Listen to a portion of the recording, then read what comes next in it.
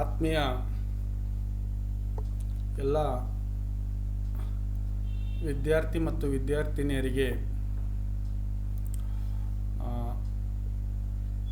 Siddanna Shetty sir economics ತರಗತಿಗಳಿಗೆ ತಮಗೆ ಸ್ವಾಗತಿಸುತ್ತಾ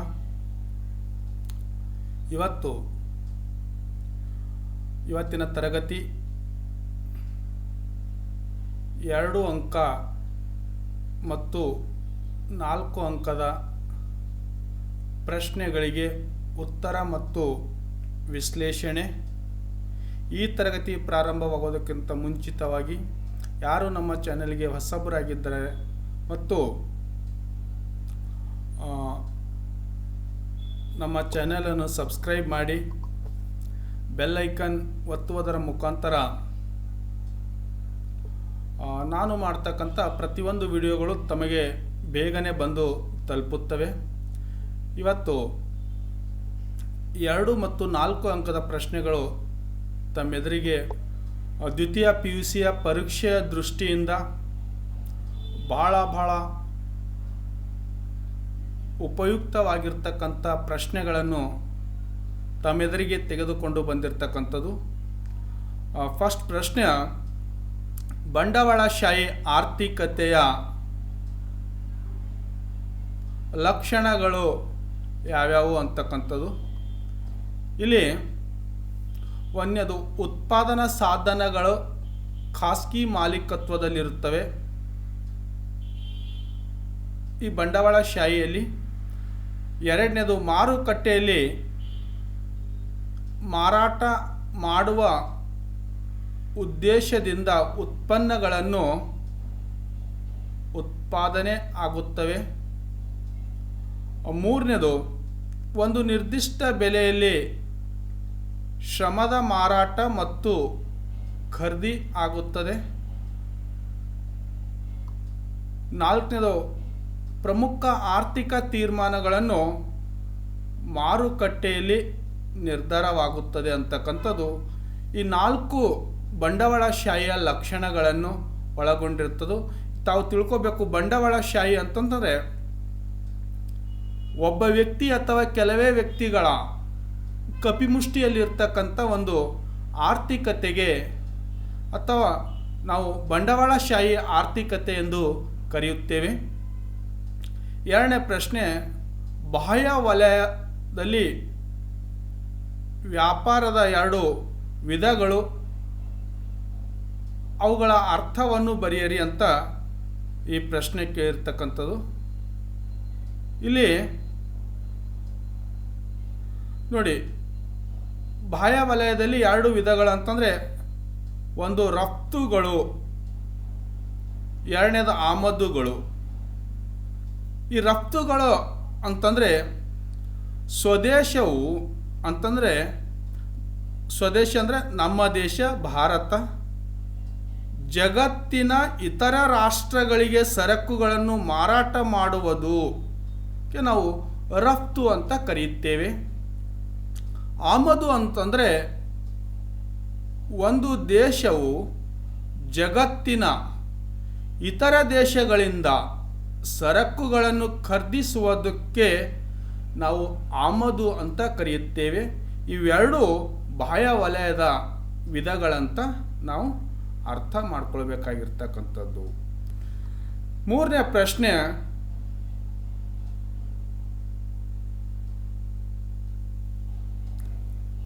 ಸಮಗ್ರ ಆರ್ಥಿಕತೆಯ ನಿರ್ಣಯಗಳನ್ನು ಕೈಗೊಳ್ಳುವವರು ಯಾರು ಅಂತಕ್ಕಂಥದ್ದು. ಇಲ್ಲಿ ಸಮಗ್ರ ಆರ್ಥಿಕತೆಯಲ್ಲಿ ಏದು ಸರ್ಕಾರ ನಿರ್ಣಯ ಕೈಗೊಳ್ಳುತ್ತದೆ, ಇದು ಭಾರತೀಯ ಬ್ಯಾಂಕು ಅಥವಾ ರಿಸರ್ವ್ ಬ್ಯಾಂಕ್ ಆಫ್ ಇಂಡಿಯಾ ಅಂತ ಕರೀತೇವೆ. ಇದು ಸರ್ಕಾರದ ಬ್ಯಾಂಕು ಕೂಡ ಅಂತ ಕರೀತಾರೆ. ಹಾಗೆ ಬ್ಯಾಂಕುಗಳ ಬ್ಯಾಂಕು, ಅಂತಿಮ ಋಣದಾತ, ಹೀಗೆ ಈ ಬ್ಯಾಂಕ್ಗಳಿಗೆ ವಿವಿಧ ಲಕ್ಷಣಗಳನ್ನು ಹೊಂದಿರತಕ್ಕಂಥದ್ದು ಭಾರತೀಯ ರಿಸರ್ವ್ ಬ್ಯಾಂಕ್ ಅಂತ ನಾವು ಕರೀತೇವೆ. ಸಿದು ಭಾರತೀಯ ಭದ್ರತೆಗಳ ಮತ್ತು ವಿನಿಮಯ ಮಂಡಳಿ, ಈ ಒಂದು security exchange board of India ಅಂತ ಇದು ಕರೀತಾರೆ. ಇದರ ಫುಲ್ ಫಾರ್ಮು ಅದು ಕನ್ನಡದಲ್ಲಿ ಭಾರತೀಯ ಭದ್ರತೆಗಳ ಮತ್ತು ವಿನಿಮಯ ಮಂಡಳಿ ಅಂತ ಕರೀತಾರೆ. ಹಾಗೆ ಇದು ಇತರೆ ಆರ್ಥಿಕ ಸಂಸ್ಥೆಗಳು, ಈ ಎಲ್ಲ ಸಂಸ್ಥೆಗಳನ್ನು ಒಟ್ಟಾರೆಯಾಗಿ ಇವುಗಳು ಏನು ಮಾಡ್ತವೆ ಅಂತಂದರೆ ಆರ್ಥಿಕವಾದಂಥ ನಿರ್ಣಯಗಳನ್ನು ತೆಗೆದುಕೊಳ್ತಕ್ಕಂಥ ಸಂಸ್ಥೆಗಳಾಗಿವೆ. ನೆಕ್ಸ್ಟ್ ಪ್ರಶ್ನೆ 4ನೇದು ಸೂಕ್ಷ್ಮ ಅರ್ಥಶಾಸ್ತ್ರ ಈ ಮತ್ತು ಸಮಗ್ರ ಅರ್ಥಶಾಸ್ತ್ರ. ಹೌದಾ? ಈ ಸೂಕ್ಷ್ಮ ಅರ್ಥಶಾಸ್ತ್ರವು ಸಮಗ್ರ ಅರ್ಥಶಾಸ್ತ್ರಕ್ಕಿಂತ ಯಾವ ರೀತಿಯಲ್ಲಿ ಭಿನ್ನತೆ ಇದೆ ಎಂಬುದು ಪ್ರಶ್ನೆ. ಇದರಲ್ಲಿ ಫಸ್ಟ್ ನಾವು ಸೂಕ್ಷ್ಮ ಅರ್ಥಶಾಸ್ತ್ರವನ್ನು ನೋಡೋಣ, ಆಮೇಲೆ ಅದರ ಒಂದೊಂದಾಗಿ ಸಮಗ್ರ ಅರ್ಥಶಾಸ್ತ್ರವನ್ನು ನೋಡೋಣ. ಸೂಕ್ಷ್ಮ ಅರ್ಥಶಾಸ್ತ್ರವು ವೈಯಕ್ತಿಕ ಆರ್ಥಿಕ ಪ್ರತಿನಿಧಿಗಳನ್ನು ಅಧ್ಯಯನವಾಗಿದೆ. ಅಂದರೆ ವೈಯಕ್ತಿಕ ಅಂದರೆ ವ್ಯಕ್ತಿಗಳ ಆರ್ಥಿಕ ಪ್ರತಿನಿಧಿಗಳನ್ನು ಅಧ್ಯಯನ ಮಾಡೋದು ಸೂಕ್ಷ್ಮ. ಆದರೆ ಸಮಗ್ರ ಅರ್ಥಶಾಸ್ತ್ರವು ಆರ್ಥಿಕ ಚಲಕಗಳ ಸರಾಸರಿ ಅಧ್ಯಯನವನ್ನು ಮಾಡುತ್ತದೆ. ಇಲ್ಲಿ ಸರಾಸರಿ ಅಂತಂದರೆ ನಾವು ಒಟ್ಟು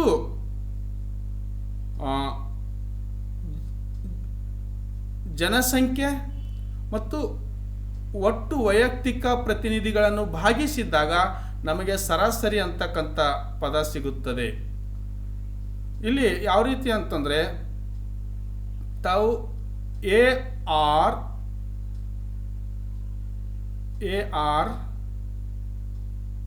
equal to T R divided by total revenue ಅಂತ ತಿಳ್ಕೊರಿ. ಅದರಲ್ಲಿ ಈ ಕ್ಯೂ ಅಂತಂದರೆ ಕ್ವಾಂಟಿಟಿ. ನೀವು ಈ ಎವರೇಜ್ ಕಂಡು ಹಿಡಿತಕ್ಕಂಥ ಸೂತ್ರ ಎದಕ್ಕಾದರೂ ಕೂಡ ಉಪಯೋಗ ಮಾಡ್ಕೋಬೋದು.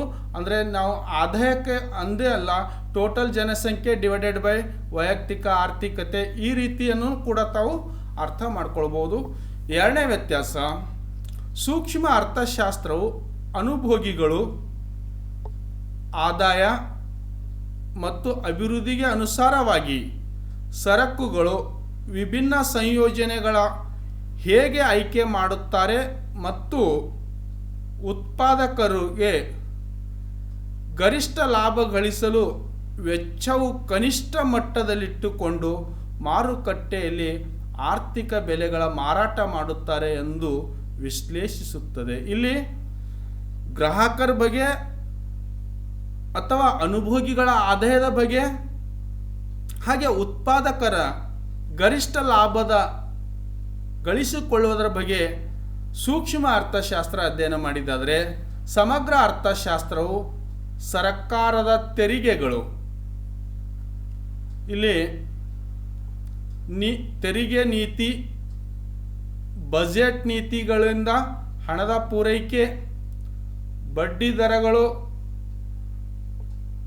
ಇದನ್ನು ಕೂಲಿಗಳು, ಉದ್ಯೋಗ ಮಟ್ಟ, ಹಣದುಬ್ಬರ, ಉತ್ಪನ್ನದ ಹಣದುಬ್ಬರ ಮತ್ತು ಮಾರುಕಟ್ಟೆಯಲ್ಲಾಗುವ ಪರಿಣಾಮಗಳನ್ನು ವಿಶ್ಲೇಷಣೆ ಮಾಡುತ್ತದೆ.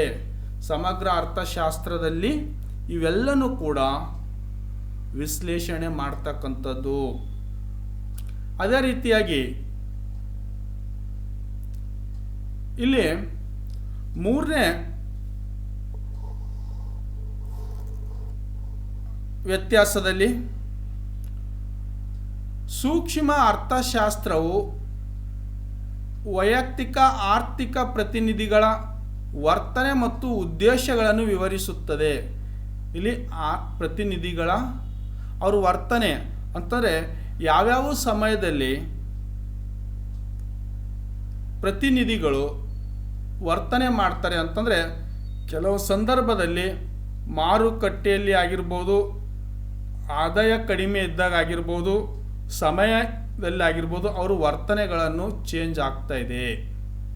ಅದರ ಉದ್ದೇಶಗಳನ್ನು ಕೂಡ ವಿವರಿಸುತ್ತದೆ. ಆದರೆ ಸಮಗ್ರ ಅರ್ಥಶಾಸ್ತ್ರವು ಸಾರ್ವಜನಿಕ ಅಗತ್ಯತೆಗಳಿಗೆ ಸಂಪನ್ಮೂಲಗಳ ನಿಯೋಜನೆ ಮತ್ತು ಆದರ್ಶ ಬಳಕೆಯನ್ನು ವಿವರಿಸುತ್ತದೆ.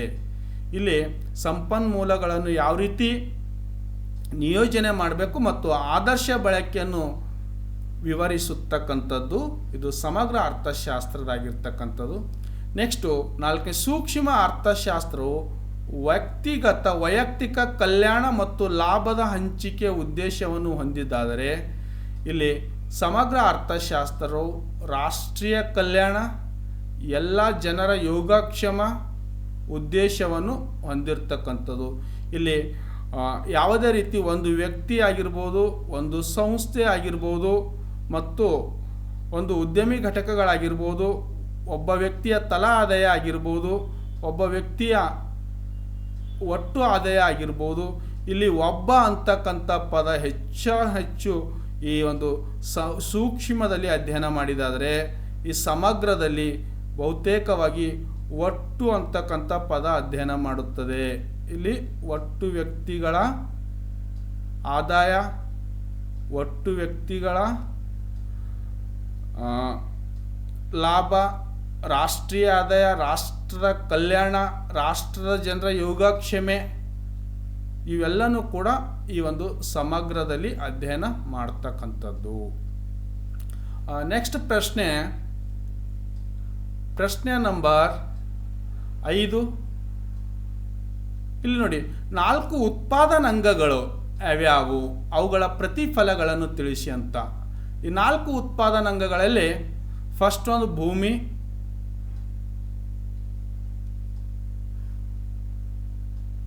ಎರಡನೇದು ಬಂಡವಾಳ, ಶ್ರಮ ಮತ್ತು ಸಂಘಟನೆ. ಇವುಗಳನ್ನು ನಾವೇನಂತ ಹೇಳ್ತೇವೆ, ಉತ್ಪಾದನಾಂಗಗಳಂತ ಕರೀತೇವೆ. 4 ಉತ್ಪಾದನಾಂಗಗಳು, ಇವುಗಳಿಗೆ ಪ್ರತಿಫಲಗಳನ್ನು ತಿಳಿಸಿ ಅಂತ ಕ್ವಶನ್ ಮಾಡಿದ್ದಾರೆ ವಿದ್ಯಾರ್ಥಿಗಳ. ಈ ಪ್ರತಿಫಲಗಳಂತಂದರೆ, ಭೂಮಿಗೆ ನಾವು ಗೇಣಿ ಕೊಡ್ತಾ ಇದ್ದೇವೆ, ಶ್ರಮಕ್ಕೆ ಕೂಲಿ ಕೊಡ್ತಾ ಇದ್ದೇವೆ, ಬಂಡವಾಳಕ್ಕೆ ಬಡ್ಡಿ ಕೊಡ್ತಾ ಇದ್ದೇವೆ ಮತ್ತು ಸಂಘಟನೆಗೆ ಲಾಭ ಕೊಡ್ತಾ ಇದ್ದೇವೆ. ಇವುಗಳನ್ನು ನಾವು ಪ್ರತಿಫಲಗಳಂತ ಕರೆಯುತ್ತೇವೆ. 6ನೇ ಪ್ರಶ್ನೆ, ದಾಸ್ತಾನು ಮತ್ತು ಹರಿವಿನ ನಡುವಿನ ವ್ಯತ್ಯಾಸಗಳನ್ನು ತಿಳಿಸಿ ಉದಾಹರಣೆ ವಿವರಿಸಿ ಅಂತ ಪ್ರಶ್ನೆ ಕೇಳಿದರೆ, ಈ ದಾಸ್ತಾನು ಅಂದರೆ ಏನು ಅಂತಕ್ಕಂಥದ್ದು ಇಲ್ಲಿ ನಾನು ತಮಗೆ ಅರ್ಥ ಮಾಡಿಸ್ತೇನೆ. ಇಲ್ಲಿ ಒಂದು ನಿರ್ದಿಷ್ಟ ಅವಧಿಯಲ್ಲಿ ಆರ್ಥಿಕ ಚಲಕಗಳ ಮೌಲ್ಯಗಳನ್ನು ವ್ಯಾಖ್ಯಾನಿಸುವುದಕ್ಕೆ ನಾವು ದಾಸ್ತಾನು ಅಂತ ಕರಿತೇವೆ. ಒಂದು ನಿರ್ದಿಷ್ಟ ಅವಧಿಯಲ್ಲಿ, ಆ ನಿರ್ದಿಷ್ಟ ಅವಧಿ ಅಂತಂದ ತಕ್ಷಣ ತಿಳ್ಕೊಳ್ಬೇಕು, ಒಂದು ವರ್ಷ ಅಂತ ಒಂದು ನಿರ್ದಿಷ್ಟ ಅವಧಿ.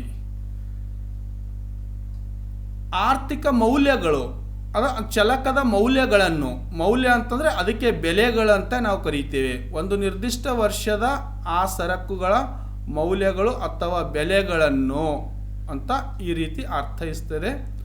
ಅದನ್ನು ನಾವು ದಾಸ್ತಾನು ಅಂತ ಕರೆಯುತ್ತೇವೆ.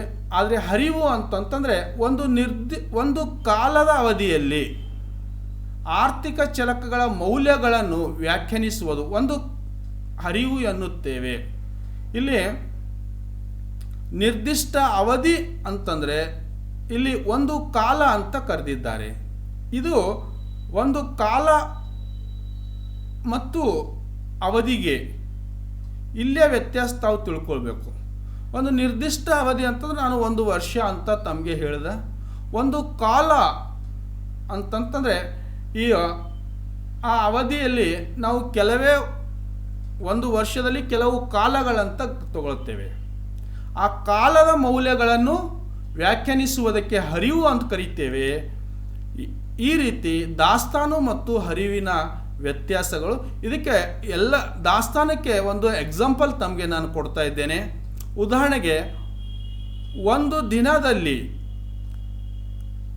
ದಿನದಲ್ಲಿ ತೊಟ್ಟೆಯಲ್ಲಿರುವ ನೀರಿನ ಪ್ರಮಾಣ ಅಥವಾ ಕಾರ್ಖಾನೆ ಕಟ್ಟಡಗಳು, ಯಂತ್ರಗಳು ಇತ್ತೆಲ್ಲನೂ ಕೂಡ ನಾವು ದಾಸ್ತಾನು ಅಂತ ಕರೆದಿದ್ದಾದರೆ, ಹರಿವು ಅಂತಂದರೆ ಪ್ರತಿ ನಿಮಿಷದಲ್ಲಿ ನಲ್ಲಿಯಿಂದ ತೊಟ್ಟೆಗೆ ಹರಿಯುವ ನೀರಿನ ಪ್ರಮಾಣ ಅಥವಾ ಕಾರ್ಖಾನೆಯ ಆದಾಯ, ಉತ್ಪನ್ನ, ಲಾಭ ಇತ್ಯಾದಿಗಳನ್ನು ಕೂಡ ನಾವು ಹರಿವು ಅಂತ ಕರೆಯುತ್ತೇವೆ. ನಿಮಗೆ ಈ ದಾಸ್ತಾನು ಮತ್ತು ಹರಿವಿಗೆ ಒಂದು ಪರ್ಟಿಕ್ಯುಲರ್ ಇದು ಎಕ್ಸಾಂಪಲ್ ನಾನು ಕೊಡ್ತಾ ಇದ್ದೇನೆ. ಇದು ಏನಿದೆ ಅಂತಂದರೆ ಇದು ತಾವು ತಿಳ್ಕೊಳ್ಬೇಕು. ಈ ನಲ್ಲಿ ನೀರಿದೆ, ಇದು ನಲ್ಲಿ ಅಂತಂದರೆ ಪೈಪ್ ಇದೆ ಅಂತ ಇಟ್ಕೊಳ್ರಿ. ಈ ಪೈಪು ಇಲ್ಲಿ ಏನಿದೆ ಅಂತಂದರೆ ತಮಗೆ ಒಂದು ಕೊಡ ಇದೆ. ಈ ನಲ್ಲಿ ನೀರನ್ನು 1 ನಿಮಿಷದವರೆಗೆ ಅಂತಂದರೆ ನಿರಂತರವಾಗಿ ಇಲ್ಲಿ ಹರಿತಾ ಇದೆ ಅಂತ ಇಟ್ಕೊಳ್ರಿ. ಹರಿತಾ ಇದೆ, ಬಂದು ನೀರು ಇಲ್ಲಿ ಹರಿಯೋದಕ್ಕೆ ನಾನು ಹರಿವು ಅಂತ ಕರೀತೇನೆ. ಈ ಒಂದು ನಿರ್ದಿಷ್ಟ ಅವಧಿ ಆದ ನಂತರ ಈ ಬಿಂದಿಗೆ ಅಥವಾ ಕೊಡ ತುಂಬಿದಂತಂದರೆ ಅದನ್ನು ಒಂದು ನಿರ್ದಿಷ್ಟ ಕಾಲ ಅಂತ ಕರೀತೇವೆ. ಇದನ್ನು ತುಂಬಿ ನಿಲ್ತಕ್ಕಂಥದಕ್ಕೆ ದಾಸ್ತಾನು ಅಂತ ಕರೀತೇವೆ. ಹರಿತಕ್ಕಂಥ ಪ್ರತಿ ಸೆಕೆಂಡಿಗೆ ಬೀಳ್ತಕ್ಕಂಥ ನೀರಿನ ಪ್ರಮಾಣವನ್ನು ನಾವು ಹರಿವು ಅಂತ ಕರೆಯುತ್ತೇವೆ. ಈ ರೀತಿ ದಾಸ್ತಾನು ಮತ್ತು ಹರಿವಿಗೆ ಇದು ತಮಗೆ ತಿಳಿವಳಿಕೆಗೆ ಬರಲಿ ಅಂತಕ್ಕಂಥದ್ದು ನಾನು ಈ ಎಕ್ಸಾಂಪಲ್ ತಮಗೆ ಕೊಟ್ಟಿರ್ತಕ್ಕಂಥದ್ದು ವಿದ್ಯಾರ್ಥಿಗಳೇ. ಪ್ರಶ್ನೆ ನಂಬರ್ 7, ಅನುಭೋಗಿಯ ಸರಕು ಮತ್ತು ಬಂಡವಾಳ ಸರಕುಗಳ ನಡುವಿನ ವ್ಯತ್ಯಾಸವೇನು ಅಂತ ಪ್ರಶ್ನೆ ಕೇಳಿದ್ದಾರೆ. ಇಲ್ಲಿ ಅನುಭೋಗಿ ಸರಕು ಫಸ್ಟ್ ಆಗಿ ನೋಡಿ, ಅನುಭೋಗಿಗಳು ಅಂತಿಮ ಬಳಕೆಗಾಗಿ ಖರೀದಿಸುವ ಸರಕುಗಳನ್ನು ಅನುಭೋಗಿಯ ಸರಕುಗಳೆಂದು ಕರೆಯುತ್ತೇವೆ. ಈಗ ಬಂಡವಾಳ ಸರಕುಗಳು ಅಂತಂದರೆ ಉತ್ಪಾದಕರು ಇತರೆ ಸರಕುಗಳ ಉತ್ಪಾದನೆಗಾಗಿ ಬಳಸುವ ಸರಕುಗಳನ್ನು ನಾವು ಬಂಡವಾಳದ ಸರಕುಗಳೆಂದು ಕರೆಯುತ್ತೇವೆ. ಇಲ್ಲಿ ನೋಡಿ ಯಾವ ರೀತಿ ಇನ್ನೊಂದು ವ್ಯತ್ಯಾಸ ಹೇಳೋದ್ರ ಮುಖಾಂತರ ತಮಗೆ ಅರ್ಥ ಆಗ್ತದೆ. ಅನುಭೋಗಿ ಸರಕುಗಳು ಖರೀದಿಸಿದ್ದಾಗ ಅಂತಿಮ ಬಳಕೆಗಾಗಿ ಉತ್ಪಾದನಾ ಹಂತದಿಂದ ಹೊರ ಹೋಗುತ್ತವೆ. ಉದಾಹರಣೆ ಕೊಟ್ಟಿದ್ದಾರೆ, ಆಹಾರ, ಬಟ್ಟೆ, ದೂರದರ್ಶನ ಇತ್ಯಾದಿಗಳು. ಯಾವ ರೀತಿ ಅನ್ನು ಹೋಗಿದರೆ, ಒಂದು ಸಲ ಆ ಸರಕುಗಳನ್ನು ತಾವು ಖರೀದಿ ಮಾಡ್ದೇವಂತಂತಂದರೆ, ಉದಾಹರಣೆಗೆ ಆಹಾರದ ಪದಾರ್ಥಗಳನ್ನು ನಾವು ಖರೀದಿ ಮಾಡ್ದೇವಂತಂದರೆ, ಖರೀದಿ ಮಾಡಿ ಒಂದೇ ಸಲ ಅದನ್ನು ಅನುಭೋಗಿಸಿದ್ದೇವಂತಂದರೆ ಅದು ಅನುಭೋಗಿಯ ಸರಕುಗಳಂತ ಕರೀತೇವೆ. ಆಹಾರ ಆಗಿರ್ಬೋದು, ಬಟ್ಟೆ ಆಗಿರ್ಬೋದು ಮತ್ತು ದೂರದರ್ಶನ ಆಗಿರ್ಬೋದು, ಇನ್ನಿತರ ಬಹಳಷ್ಟು ಉದಾಹರಣೆಗಳನ್ನು ತಾವು ತಿಳ್ಕೊಳ್ಬೋದು. ಈಗ ನೋಡಿ, ಉದಾಹರಣೆಗೆ ಚಹಾ. ಈ ಚಹಾ ಒಂದು ಸಲ ನಾವು ಚಹಾಕ್ಕೆ ಸಕ್ಕರೆ ಮತ್ತು ಪತ್ತಿಯನ್ನು ಹಾಕಿದಾಗ, ಅದು ಚಹಾವನ್ನು ನಾವು ಸ್ವೀಕರಿಸಿದಾಗ ಆ ಚಹಾ ಅಂತಿಮ ಸರಕಾಗಿ ಹೋಗ್ತದೆ. ಆ ಸಕ್ಕರೆ ಮತ್ತು ಪತ್ತಿ ಅಂತಕ್ಕಂಥದ್ದು ಪುನರ್ಬಳಕೆಗೆ ಬಳಸಲಿಕ್ಕೆ ಸಾಧ್ಯನೇ ಇಲ್ಲ. ಅಂಥ ಸರಕುಗಳನ್ನು ನಾವು ಅನುಭೋಗಿಯ ಸರಕುಗಳಂತ ಕರಿತೇವೆ. ಆದರೆ ಬಂಡವಾಳ ಸರಕುಗಳು ಅಂತಂದರೆ, ಬಂಡವಾಳದ ಸರಕುಗಳು ಮತ್ತೊಂದು ಸರಕಿನ ಉತ್ಪಾದನೆಗಾಗಿ ಉತ್ಪಾದನಾ ಪ್ರಕ್ರಿಯೆಯಲ್ಲಿ ಬಳಕೆಯಾಗುವ ಅಂತಿಮ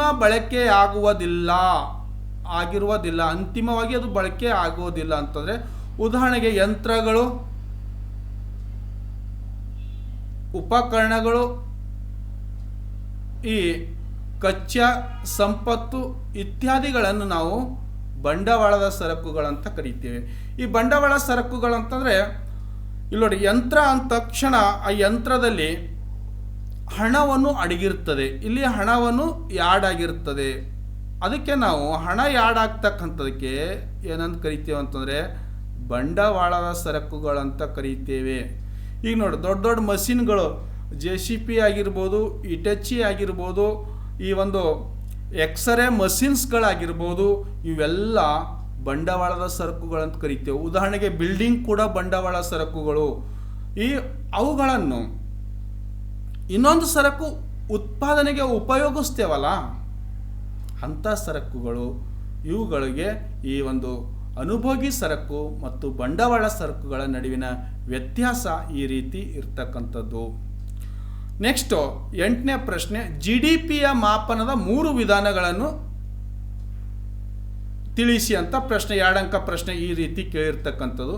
ಈ GDP ಮಾಪನ ಅಂದರೆ GDP ಅಂತಂದರೆ ಫಸ್ಟ್ ತಮಗೆ ಕೊಡಬೇಕು, ಇಲ್ಲಿ ಗ್ರಾಸ್ ಡೆಮೋಸ್ಟಿಕ್ ಪ್ರಾಡಕ್ಟ್ ಅಂತ ಕರಿತೀವಿ. ಒಟ್ಟು ದೇಶೀಯ ಉತ್ಪಾದನೆ ಈ GDPಯ ಫುಲ್ ಫಾರ್ಮ್ ಆಗಿರ್ತಕ್ಕಂಥದ್ದು. ಇಲ್ಲಿ ಏದು ಉತ್ಪನ್ನದ ಅಥವಾ ಮೌಲ್ಯವರ್ಧಿತ ವಿಧಾನ ಹೊಂದಿರುತ್ತದೆ. ಎರಡನೇದು ವೆಚ್ಚದ ವಿಧಾನ, ಇದಕ್ಕೆ ನಾವು ಎಕ್ಸ್ಪೆಂಡಿಚರ್ ಮೆಥಡ್ ಅಂತ ಕರಿತೇವೆ. ಈ ಉತ್ಪನ್ನ ವಿಧಾನಕ್ಕೆ ಪ್ರೊಡಕ್ಷನ್ ಮೆಥಡ್ ಅಂತ ಕರಿತೇವೆ. ಈ P ಅಂತಂದರೆ ಪ್ರೊಡಕ್ಷನ್ ಮೆಥಡ್ ಅಂತ ತಿಳ್ಕೋಬೇಕು. ವೆಚ್ಚದ ವಿಧಾನ ಅಂತಂದರೆ ಇಲ್ಲಿ E ಅಂತ, ಯಾಕಂದರೆ ಎಕ್ಸ್ಪೆಂಡಿಚರ್ ಅಂತ ಅರ್ಥ ಕೊಡ್ತದೆ. ಎಕ್ಸ್ಪೆಂಡಿಚರ್ ಮೆಥಡ್, P ಅಂದರೆ ಪ್ರೊಡಕ್ಷನ್ ಮೆಥಡ್. ಮತ್ತು ಇನ್ನೊಂದು ಯಾವ ಮೆಥಡ್ ಇದೆ ಅಂತಂದರೆ ವರಮಾನದ ವಿಧಾನ ಅಥವಾ ಆದಾಯದ ವಿಧಾನ ಅಂತ ಕರಿತೀವಿ. ಅಂತಂದರೆ ಇದಕ್ಕೆ IN ಬರಿತೀನಿ, ಇನ್ಕಮ್ ಮೆಥಡ್ ಅಂತ ತಿಳ್ಕೊಬೇಕು ತಾವುಗಳು. Income method. ಈ ರೀತಿ 3 ವಿಧಾನಗಳಲ್ಲಿ ನಾವು GDPಯನ್ನು ಅಳತೆ ಮಾಡ್ತಾ ಇದ್ದೇವೆ. ನೆಕ್ಸ್ಟ್ ಪ್ರಶ್ನೆ 9ನೇದು, ಬಾಹ್ಯತೆಗಳೆಂದರೇನು, ಏನೆಂದು ಅರ್ಥೈಸುವಿರಿ, ಅದರ 2 ವಿಧಗಳನ್ನು ಬರೆಯಿರಿ ಅಂತ ಪ್ರಶ್ನೆ ಕೇಳಿರ್ತಕ್ಕಂಥದ್ದು. ಒಂದು ಉದ್ಯಮಿ ಘಟಕದ ಅಥವಾ ವೈಯಕ್ತಿಕ ಆರ್ಥಿಕ ಚಟುವಟಿಕೆಗಳಿಂದ ಮತ್ತೊಂದು ಉದ್ಯಮಿ ಘಟಕ ಅಥವಾ ವ್ಯಕ್ತಿಗೆ ಆಗುವ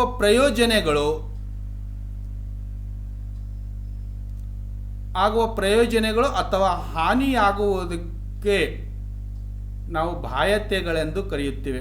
ಇಲ್ಲಿ ಧನಾತ್ಮಕ ಬಾಹ್ಯತೆ ಮತ್ತು ಋಣಾತ್ಮಕ ಬಾಹ್ಯತೆ ಅಂತ 2 ರೀತಿಯ ಬಾಹ್ಯತೆಗಳು ಕೊಟ್ಟಿರ್ತಕ್ಕಂಥದ್ದು. ನಾನು ತಮಗೊಂದು ಎಕ್ಸಾಂಪಲ್ ಕೊಡ್ತಾ ಇದ್ದೇನೆ. ಧನಾತ್ಮಕ ಬಾಹ್ಯತೆಗೆ ಫಸ್ಟು ಇಲ್ಲಿ ನೋಡಿ, ಎ ಅಂತಕ್ಕಂಥ ಒಬ್ಬ ವ್ಯಕ್ತಿ, ಅವನು ಯಾವುದೋ ಒಂದು ಶುಗರ್ ಫ್ಯಾಕ್ಟ್ರಿ ಇದೆ ಅಂತ ಇಟ್ಕೊಳ್ಳಿ, ಸಕ್ಕರೆ ಕಾರ್ಖಾನೆ.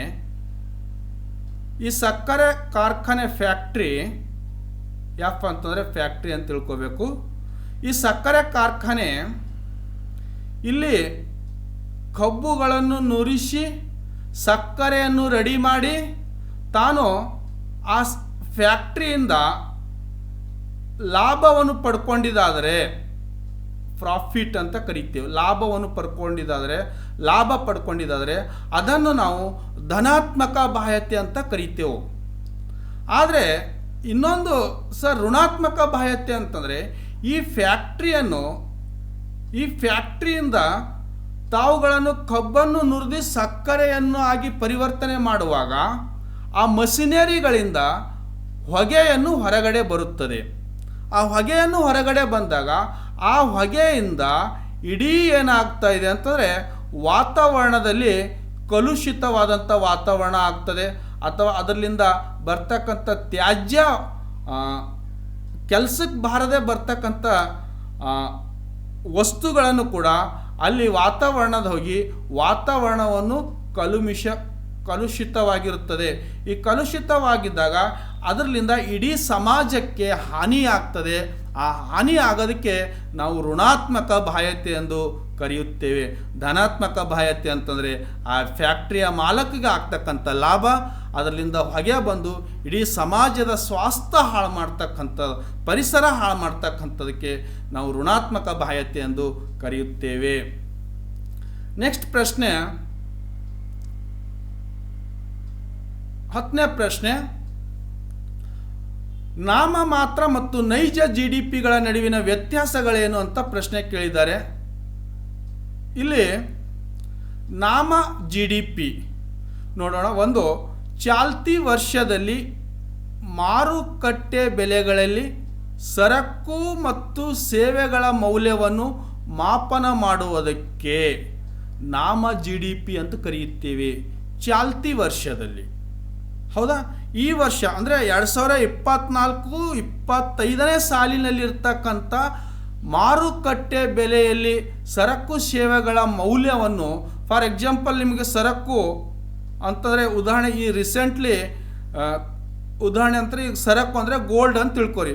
ಈ ಗೋಲ್ಡು ಬಂಗಾರ ಈ ವರ್ಷದ ಒಂದು ಬೆಲೆ ಬಹಳ ಗಗನಕ್ಕೆ ಏರ್ತಕ್ಕಂಥ ತಮ್ಮೆಲ್ಲರಿಗೂ ಗೊತ್ತಿರ್ತಕ್ಕಂಥದ್ದು. 1 ಲಕ್ಷ 1.2 ಅಂತ ಬರೀತೀನಿ, 1,20,000 10 ತೊಲಿ ಗೋಲ್ಡಿಗೆ ಇರ್ತಕ್ಕಂಥದ್ದು ಚಾಲ್ತಿ ವರ್ಷದ ಬೆಲೆ ಅಂತ ಕರಿತೇವೆ. ನೈಜ GDP ಅಂತಂದರೆ ಆಧಾರ ವರ್ಷದ ಸ್ಥಿರ ಬೆಲೆಗಳಲ್ಲಿ ಸರಕು ಸೇವೆಗಳನ್ನು ಮೌಲ್ಯಗಳನ್ನು ಅಂದಾಜು ಮಾಡ್ತಕ್ಕಂಥದ್ದು. ಆಧಾರ ವರ್ಷ ಅಂತಂದರೆ ಸುಮ್ಮನೆ ಒಂದು 2010 ಮತ್ತು 15ರ ಒಂದು ಆಧಾರ ವರ್ಷವನ್ನು ತೊಗೊಳ್ಳೇವಂತಂತಂದರೆ ಅಲ್ಲಿ ಬಂಗಾರದ ಬೆಲೆ ಸುಮಾರು 60-70 ಸಾವಿರ ರೂಪಾಯಿಯನ್ನು 10 ಗ್ರಾಮ್ಗೆ ಇರ್ತಕ್ಕಂಥದ್ದು, ಹೌದಾ? ಈ ಒಂದು ನಾಮ GDP ಮತ್ತು ನೈಜ GDP ನಡುವಿನ ವ್ಯತ್ಯಾಸ ತಾವು ತಿಳ್ಕೊಳ್ಬೇಕಾಗಿರ್ತಕ್ಕಂಥದ್ದು. ಇದು ಒಂದು ವ್ಯತ್ಯಾಸ. ಇನ್ನೊಂದು ವ್ಯತ್ಯಾಸ, ಎರಡನೇದು, ನಾಮ GDP ಮಾತ್ರವು ಉತ್ಪಾದನಾ ಮೌಲ್ಯದಲ್ಲಾದ ವಾಸ್ತವಿಕ ಬದಲಾವಣೆಯನ್ನು ಸೂಚಿಸುವುದಿಲ್ಲ. ಇಲ್ಲಿ ನಾಮ GDP ಮಾತ್ರ ಏನಾಯ್ತು, ಉತ್ಪಾದನಾ ಮೌಲ್ಯದಲ್ಲಾದ ಬದಲಾವಣೆಯನ್ನು ಸೂಚಿಸುವುದಿಲ್ಲ. ಆದರೆ ನೈಜ GDPಯು ಉತ್ಪಾದನಾ ಪ್ರಮಾಣದಲ್ಲಾದ ವಾಸ್ತವಿಕ ಬದಲಾವಣೆಯನ್ನು ಸೂಚಿಸುತ್ತದೆ. ಅಂದರೆ ಉತ್ಪಾದನೆ ಪ್ರಮಾಣದಲ್ಲಾದ ವಾಸ್ತವಿಕ ಅಂದರೆ ಹಿಂದಿಂದಕ್ಕೂ ಮತ್ತು ಈಗಿನಕ್ಕೂ ಆ ಎರಡರ ನಡುವಿನ ವಾಸ್ತವ ಬದಲಾವಣೆಯನ್ನು ನೈಜ GDPಯನ್ನು ತಿಳಿಸ್ತದೆ, ನಾಮ ಮಾತ್ರ GDPಯನ್ನು ತಿಳಿಸುವುದಿಲ್ಲ. ನೆಕ್ಸ್ಟ್ ಪ್ರಶ್ನೆ 11ನೇದು, ಹಣದ ಯಾವುದಾದರೂ 2 ಕಾರ್ಯಗಳನ್ನು ಹೆಸರಿಸಿ ಅಂತ ಪ್ರಶ್ನೆ ಕೇಳ್ತಾರೆ. ಈ ಪ್ರಶ್ನೆಗೆ ನಾನು ತಮಗೆ ನೋಡಿ, ಒಂದು ವಿನಿಮಯ ಮಾಧ್ಯಮವಾಗಿ ಕಾರ್ಯ ಮಾಡ್ತದೆ. ಹಣ ಅಂದರೆ ವಿನಿಮಯ, ಎಕ್ಸ್ಚೇಂಜ್ ಮಾಡ್ತಕ್ಕಂಥ ಗುಣ ಹೊಂದಿದೆ. ಎರಡನೇದು ಲೆಕ್ಕದ ಘಟಕವಾಗಿ ಕೆಲಸ ಮಾಡ್ತದೆ. ಮೂರನೇದಾಗಿ ಮೌಲ್ಯ ಸಂಗ್ರಹಕ ಆಗಿ ಕೆಲಸ ಮಾಡ್ತದೆ. ನಾಲ್ಕನೇದು ಮೌಲ್ಯಗಳನ್ನು ವರ್ಗಾವಣೆ ಮಾಡ್ತದೆ. ಈ ಹಣದ ಕಾರ್ಯಗಳನ್ನು ನಾನು 4 ಕೊಟ್ಟಿನಿ, ತಾವು 2 ಮಾರ್ಕ್ಸಿಗೆ 2 ಮಾತ್ರ ಬರೆದಿದ್ದಾದರೆ ಸಾಕು, ನಿಮಗೆ ತುಂಬ ಅಂಕಗಳನ್ನು ಬರ್ತಕ್ಕಂಥದ್ದು. ನೆಕ್ಸ್ಟ್ ಪ್ರಶ್ನೆ, CRR ಮತ್ತು SLRಗಳ ಅರ್ಥ ನೀಡಿ ಅಂತ ಕೇಳಿದರೆ. CRR ಅಂತಂದರೆ ಕ್ಯಾಶ್ ರಿಸರ್ವ್ ರೇಷೋ ಅಂತ ನಾವು ಇಂಗ್ಲೀಷ್ನಲ್ಲಿ ಕರಿತೇವೆ. SLR ಅಂತಂದರೆ ಸ್ಪೆಷಲ್ಟಿ ಲಿಕ್ವಿಡಿಟಿ ರೈಟ್ಸ್ ಅಂತ ಕರೀತೇವೆ. ಇಲ್ಲಿ ಕ್ಯಾಶ್ ನಗದು ಮೀಸಲು ಅನುಪಾತ ಮತ್ತು ಇಲ್ಲಿ ಇದಕ್ಕೆ SLR ಅಂತಂತಂದರೆ ಶಾಸನಬದ್ಧ ದ್ರವ್ಯತೆ ಅನುಪಾತ ಅಂತ ನಾವು ಕರಿತೇವೆ. ಇವೆರಡು ಏನು ಮಾಡ್ತವೆ ಒಂದು ಬ್ಯಾಂಕ್ ವ್ಯವಹಾರಗಳಲ್ಲಿ ಅನ್ನೋ ಹಾಗಿದ್ರೆ, CRR ಫಸ್ಟ್ ತಿಳ್ಕೊಮ್ಮಿ. ವಾಣಿಜ್ಯ ಬ್ಯಾಂಕುಗಳು ಈ ಕೇಂದ್ರ ಬ್ಯಾಂಕಿನಲ್ಲಿ ನಗದು ರೂಪದಲ್ಲಿ ಮೀಸಲಾಗಿ ಕೈದಿರಿಸಬೇಕಾದ ಠೇವಣಿಗಳ ಶೇಕಡಾವಾರು ಪ್ರಮಾಣವನ್ನು ನಾವೇನಂತ ಕರಿತೇವೆ ಅಂತಂದರೆ ನಗದು ಮೀಸಲು ಅನುಪಾತ ಅಂತ ಕರಿತೇವೆ. ಅಂದರೆ ಏನು ಹೇಳ್ತಾ ಇದೆ ಅಂತಂದರೆ, ವಾಣಿಜ್ಯ ಬ್ಯಾಂಕ್ಗಳು ಕೇಂದ್ರ ಬ್ಯಾಂಕಿನಲ್ಲಿ ನಗದು ರೂಪದಲ್ಲಿ ಹಣವನ್ನು ಇಡಬೇಕಾಗ್ತದೆ.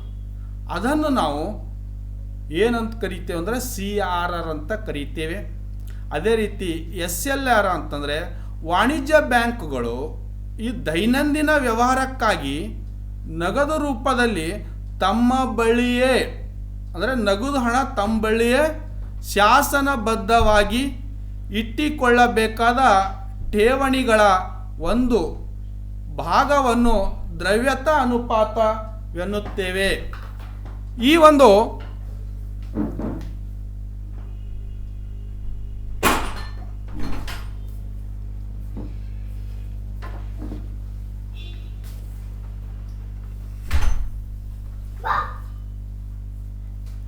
ನೆಕ್ಸ್ಟ್ ಪ್ರಶ್ನೆ ವಿದ್ಯಾರ್ಥಿಗಳೇ, 13ನೇ ಪ್ರಶ್ನೆ,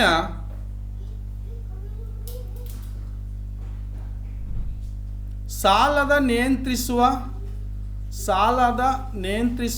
ಸಾಲವನ್ನು ನಿಯಂತ್ರಿಸುವ ಸಾಧನಗಳನ್ನು ತಿಳಿಸಿ ಅಂತ ಕೇಳಿದ್ದಾರೆ.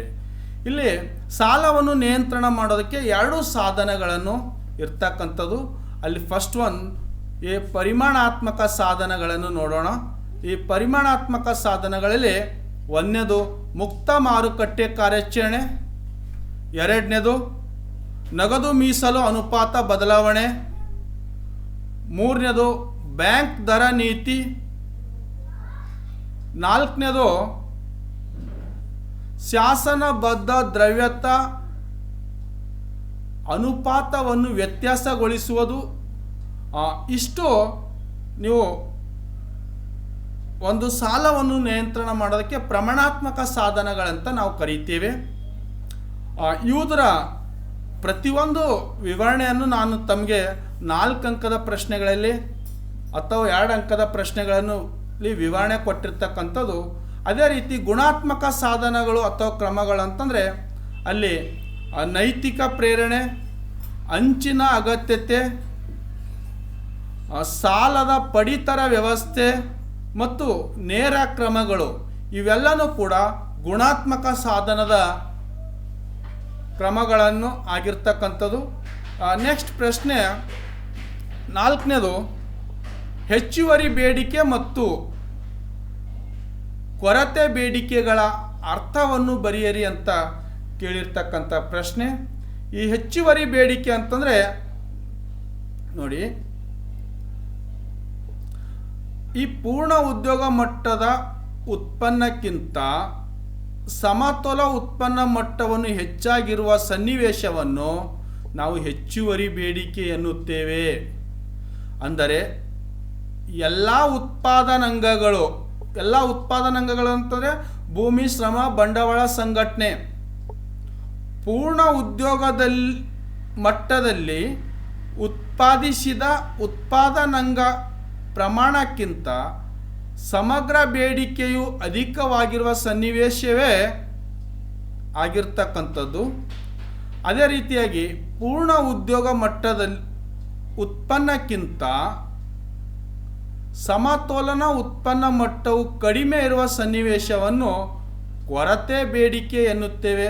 ಅಂದರೆ ಲಭ್ಯವಿರುವ ಎಲ್ಲ ಉತ್ಪಾದನಾಂಗಗಳ ಬೇಡಿಕೆಗಳು ಪೂರ್ಣ ಪ್ರಮಾಣದಲ್ಲಿ ಬಳಸಿಕೊಳ್ಳಲು ಸಾಕಾಗುವಷ್ಟು ಬೇಡಿಕೆ ಇಲ್ಲದಿರುವ ಒಂದು ಸನ್ನಿವೇಶಕ್ಕೆ ಅಂತ ನಾವು ಈ ರೀತಿ ಪೂರ್ಣ ಉದ್ಯೋಗ ಮತ್ತು ಹೆಚ್ಚುವರಿ ಬೇಡಿಕೆ ಮತ್ತು ಕೊರತೆ ಬೇಡಿಕೆ ಅರ್ಥ ಅಂತಕ್ಕಂಥದ್ದು ಈ ಪ್ರಶ್ನೆಗೆ ಈ ಉತ್ತರ ಆಗಿರ್ತಕ್ಕಂಥದ್ದು. ನೆಕ್ಸ್ಟ್ ಪ್ರಶ್ನೆ, ಈ ಹೂಡಿಕೆ ಗುಣಕ ಅರ್ಥವನ್ನು ನೀಡಿ ಮತ್ತು ಅದರ ಸೂತ್ರವನ್ನು ಬರೆಯಿರಿ ಅಂತ ಪ್ರಶ್ನೆ ಕೇಳಿದ್ದಾರೆ. ಇದು ಸ್ವಾಯತ್ತ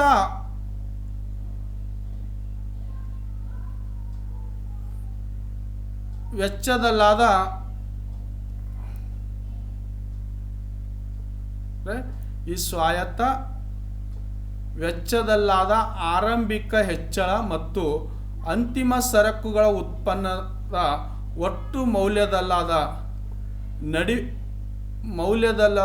ಹೆಚ್ಚಳದ ನಡುವಿನ ಅನುಪಾತವೇ ಹೂಡಿಕೆ ಗುಣಕ ಎನ್ನುತ್ತೇವೆ. ಅಂತಂದರೆ ಸ್ವಾಯತ್ತ ಅಂತಂದರೆ ನಮಗೆ ಯಾವುದೇ ಆದಾಯವಿಲ್ಲದಾಗೂ ಕೂಡ ನಾವು ಏನು ಹಣವನ್ನು ಖರ್ಚು ಮಾಡ್ತೇವಲ್ಲ ಅದನ್ನು ಸ್ವಾಯತ್ತ ವೆಚ್ಚದಲ್ಲಾದ ಅಂತ ಕರೀತೇವೆ. ಹೀಗೆ ಇದರ ಒಂದು ಸೂತ್ರ ಅನ್ನು ಹಾಕಿದರೆ ಕೆ ಈಕ್ವಲ್ ಟು ಇದು ಸಿಂಬಲ್ ಡೆಲ್ಟಾ ವಾಯ್ ಅಂತ ಚೇಂಜ್ ಭಾಗಿಸು ಡೆಲ್ಟಾ ಎ. ಕೆ ಅಂತಾರೆ ಹೂಡಿಕೆ ಗುಣಕ, ಈ ಒಂದು ಡೆಲ್ಟಾ ಚೇಂಜ್ ವಾಯ್ ಅಂತಂದರೆ ಅಂತಿಮ ಸರಕುಗಳ ಒಟ್ಟು ಮೌಲ್ಯದಲ್ಲಾದ ಹೆಚ್ಚಳ, ಡೆಲ್ಟಾ ಎ ಅಂತಾರೆ ಸ್ವಾಯತ್ತ ಚಲಕದಲ್ಲಾಗ ಆರಂಭಿಕ ಹೆಚ್ಚಳ. ಇದನ್ನು ಈ ರೀತಿ ಸೂತ್ರದ ಬರಿಬೇಕಾಗಿರ್ತಕ್ಕಂಥದ್ದು ತಾವುಗಳನ್ನು. ನೆಕ್ಸ್ಟ್ ಪ್ರಶ್ನೆ 16ನೇದು, ಮಿತವ್ಯಯದ ವಿರೋಧಾಭ್ಯಾಸದ ಅರ್ಥವನ್ನು ನೀಡಿ ಅಂತ ಪ್ರಶ್ನೆ ಕೇಳಿರ್ತಕ್ಕಂಥದ್ದು. ಈ ಪ್ರಶ್ನೆಗೆ ನೋಡಿ, ಒಂದು ಆರ್ಥಿಕತೆಯಲ್ಲಿ ಎಲ್ಲ ಜನರು ಸ್ವಾಯತ್ತ ಉಳಿತಾಯದ ಹೆಚ್ಚಳವು ಸರಕು ಮತ್ತು ಸೇವೆಗಳ ಸಮಗ್ರ ಬೇಡಿಕೆಯನ್ನು ಉಳಿಕೆಗೆ ಕಾರಣವಾಗಿ ಒಟ್ಟು ಉತ್ಪನ್ನ ಮತ್ತು ಒಟ್ಟು ಉಳಿತಾಯಗಳನ್ನು ಕಡಿಮೆ ಆಗುವುದಕ್ಕೆ ನಾವು ಏನಂತ ಕರಿತೀವಿ ಅಂತಂದರೆ ಮಿತವಾದ ವಿರೋಧಾಭ್ಯಾಸ ಎನ್ನುತ್ತೇವೆ. ಈ ಒಂದು ಆರ್ಥಿಕತೆಯಲ್ಲಿ ಎಲ್ಲ ಜನರು ಉಳಿತಾಯದ ಅನುಪಾತವನ್ನು ಹೆಚ್ಚಿಸಿದ್ದರೆ ಆರ್ಥಿಕ ಉಳಿತಾಯದ ಒಟ್ಟು ಮೌಲ್ಯ ಹೆಚ್ಚಳವಾಗುವುದಿಲ್ಲ, ಬದಲಿಗೆ ಕಡಿಮೆ ಆಗಬಹುದು ಅಥವಾ ಬದಲಾಗದೆ ಉಳಿಯಬಹುದು. ಇದು ಯಾವ ರೀತಿ ಮಿತವ್ಯಯದ ವಿರೋಧಾಭ್ಯಾಸ ಅಂತಂದರೆ ನೋಡಿ, ಆರ್ಥಿಕತೆಯಲ್ಲಿ ಎಲ್ಲ ಜನರು ಸ್ವಾಯತ್ತ ಉಳಿತಾಯ ಅಂತಂದರೆ ತಮ್ಮ ಖರ್ಚು ಮಾಡಲಾರ್ದನೆ ಹಣವನ್ನು ಉಳಿಸಿದ್ದೇ ಆದರೆ ಸರಕು ಸೇವೆಗಳಲ್ಲಿ ಸಮಗ್ರ ಬೇಡಿಕೆ ಇಳಿಕೆ ಆಗ್ತದೆ. ಎಲ್ಲರೂ ಕೂಡ ನೋಡಿ, ಭಾರತೀಯ ಪ್ರಜೆಗಳಾದ ನಾವು ಯಾವುದೇ ಆದಾಯದಲ್ಲಿ ನಾವು ಸ್ವಂತ ಖರ್ಚು ಮಾಡಲಾರ್ದೇ ಹಾಗೆ ಹಣವನ್ನು ಉಳಿಸ್ಕೊಂಡೇವಂತಂತಂದರೆ ಏನಾಗ್ತಾ ಇದೆ ಅಂತಂದರೆ ಸರಕು ಸೇವೆಗಳಿಗೆ ಮಾರುಕಟ್ಟೆಯಲ್ಲಿ ಬೇಡಿಕೆ ಬರೋದಿಲ್ಲ. ಯಾರೂ ಹಣನೇ ಖರ್ಚು ಮಾಡಲಿಲ್ಲ ಅಂತ ಇಟ್ಕೋರಿ, ಅಲ್ಲೇನಾಗ್ತದ, ಮಾರುಕಟ್ಟೆಯಲ್ಲಿ ವಸ್ತುಗಳಿಗೆ ಬೇಡಿಕೆ ಬರೋದಿಲ್ಲ. ಆ ಬೇಡಿಕೆ ಅನ್ನೋದು ಇಳಿಕೆ ಆಗ್ತದ. ಇಳಿಕೆ ಆದಾಗ ಏನಾಗ್ತದೆ ಅಂತಂದರೆ ಆ ಇಳಿಕೆಯ ಕಾರಣದಿಂದ ಒಟ್ಟು ಉತ್ಪಾದನೆ ಮತ್ತು ಒಟ್ಟು ಉಳಿತಾಯ ಕಡಿಮೆ ಆಗುತ್ತದೆ. ಒಟ್ಟು ಉತ್ಪನ್ನ ಯಾರು ತೊಗೊಳ್ಳಲೆ ಅಂತಂದರೆ ಯಾವುದೇ ಕಂಪ್ನಿದವರಾಗಲಿ ಯಾವುದೇ ಮ್ಯಾನುಫ್ಯಾಕ್ಚರಿಂಗ್ ಏನಾಗ್ತದೆ ಅಂತಾರೆ, ಉತ್ಪಾದಕರು ಉತ್ಪಾದನೆ ಮಾಡೋದನ್ನು ನಿಲ್ಲಿಸ್ತಾರೆ. ಉತ್ಪಾದನೆ ಮಾಡೋದನ್ನು ನಿಲ್ಲಿಸಿದಾದರೆ ಅಲ್ಲಿ ಸಹಜವಾಗಿ ಒಟ್ಟು ಉಳಿತಾಯ ಕಡಿಮೆ ಆಗ್ತದೆ. ಒಟ್ಟು ಉಳಿತಾಯ ಕಡಿಮೆ ಆಗೋದಕ್ಕೆ ನಾವು ಮಿತವ್ಯಯದ ವಿರೋಧಾಭ್ಯಾಸ ಎಂದು ಕರೆಯುತ್ತೇವೆ. ನೆಕ್ಸ್ಟ್ ಪ್ರಶ್ನೆ 17ನೇ ಪ್ರಶ್ನೆ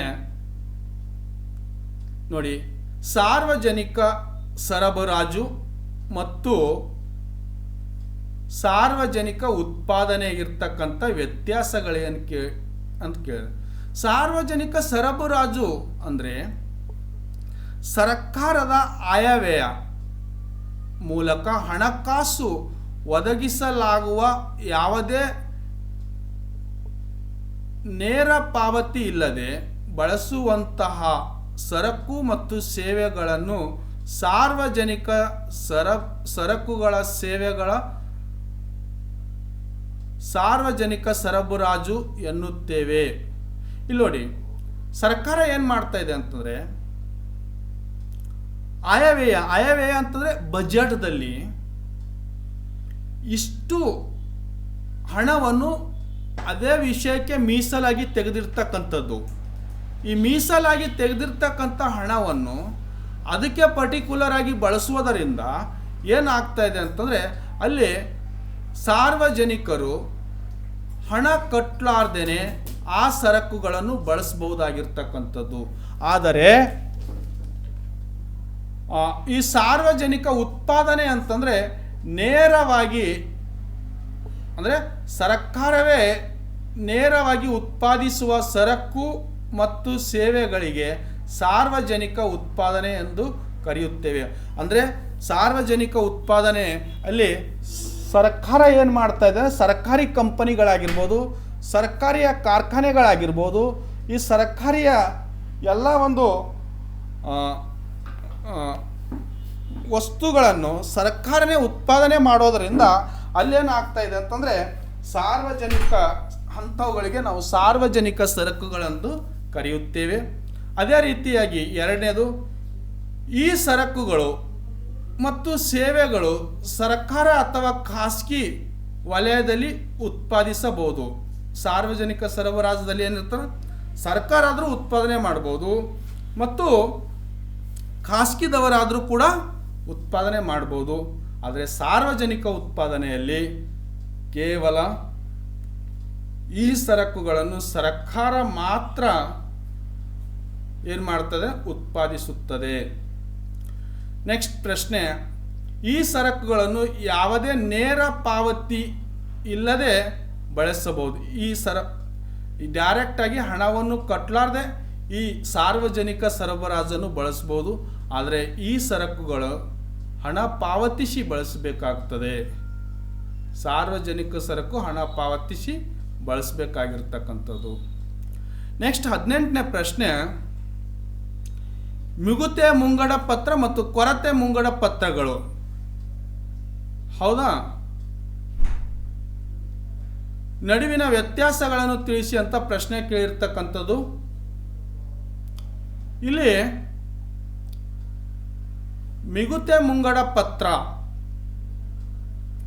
ಒಂದು ಹಣಕಾಸಿನ ವರ್ಷದಲ್ಲಿ ಸರ್ಕಾರದ ತೆರಿಗೆ ಸಂಗ್ರಹಣೆ ಅಗತ್ಯ ವೆಚ್ಚಕ್ಕಿಂತ ಅಧಿಕವಾಗಿದ್ದರೆ ಅದಕ್ಕೆ ನಾವು ಮಿಗುತೆ ಅಥವಾ ಉಳಿತಾಯ ಮುಂಗಡ ಪತ್ರ ಎಂದು ಕರೆಯುತ್ತೇವೆ.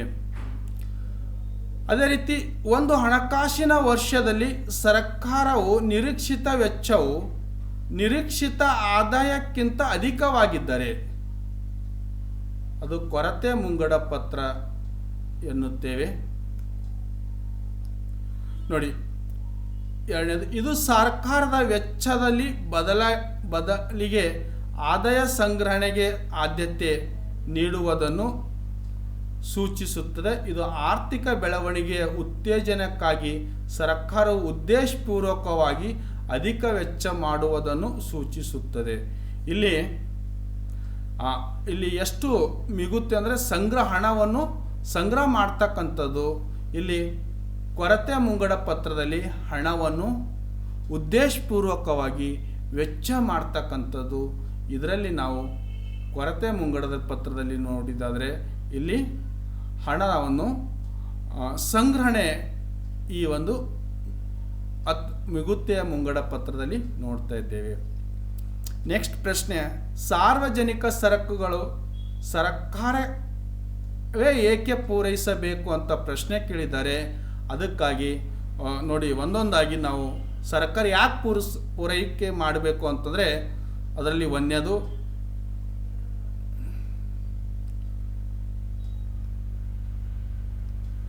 ಸಾರ್ವಜನಿಕ ಸರಕುಗಳು ಅನುಕೂಲಗಳು ಒಬ್ಬ ನಿರ್ದಿಷ್ಟ ಅನುಭೋಗಿಗೆ ಸೀಮಿತವಾಗಿರದೆ ಎಲ್ಲರಿಗೂ ಲಭ್ಯವಾಗುತ್ತದೆ.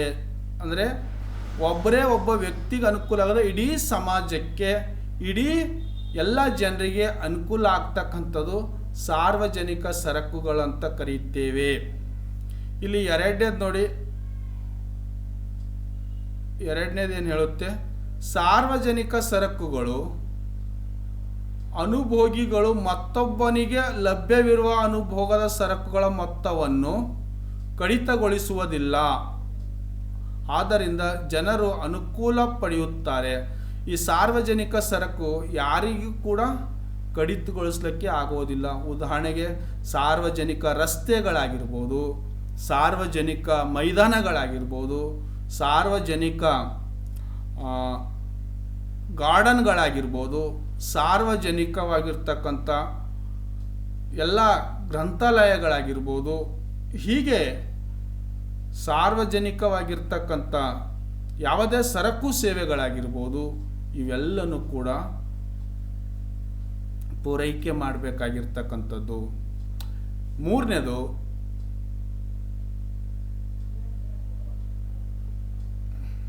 ಖಾಸಗಿ ಸರಕುಗಳ ಅನುಭೋಗಕ್ಕೆ ಶುಲ್ಕ ಪಾವತಿಸಿದವರನ್ನು ಹೊರಗಿಡುವಂತೆ ಸಾರ್ವಜನಿಕ ಸರಕುಗಳನ್ನು ಅನುಕೂಲ ಪಡೆಯುವವರನ್ನು ಹೊರಗಿಡಲು ಸಾಧ್ಯವಿಲ್ಲ.